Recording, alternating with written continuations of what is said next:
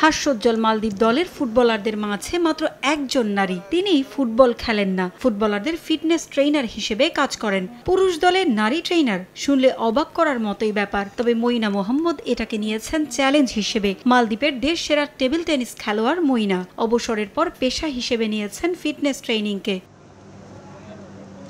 2018 সাল থেকে কাজ করেছেন মালদ্বীপের নারী ফুটবল দলের সঙ্গে, তবে গত বছর থেকে মালদ্বীপ জাতীয় ফুটবল দলের ফিটনেস ট্রেইনার হিসেবে দায়িত্ব পালন করছেন তিনি। পুরুষ দলে মইনার এই দায়িত্ব পালনে কোনো বাধার সম্মুখীন হতে হয়নি, বরং তিনি জানালেন দলের সবাই তাকে বেশ সমর্থন যোগায়, পরিবারের কাছ থেকেও পাচ্ছেন উৎসাহ।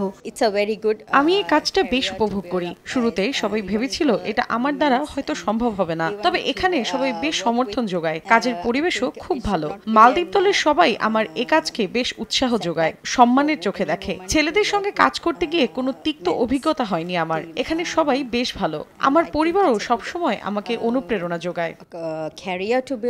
নিজের কাজের পরিধি সম্পর্কেও ধারণা দিলেন মইনা, বললেন সমাজের দৃষ্টিভঙ্গির পরিবর্তন হলে নারীরা আরও এগিয়ে যাবে। অন্যদের এই পেশায় আসতে উৎসাহিত করলেন তিনি। আমি ফুটবলারদের স্ট্রেংথ, কন্ডিশনিং ও রিহ্যাব এই বিষয়গুলো দেখে থাকি। পেশাটা চ্যালেঞ্জিং হলেও নারীরা আসতে পারে, আমি তাদের আমন্ত্রণ জানাই, কারণ এখানে ক্যারিয়ার করার বেশ ভালো সুযোগ রয়েছে। সমাজের দৃষ্টিভঙ্গি পরিবর্তন হলে নারীরা আরো এগিয়ে যেতে পারবে। শুরুটায় সমাজের বাঁকা চোখ ভয় ধরালেও এখন সেটা কাটিয়ে উঠেছেন মইনা।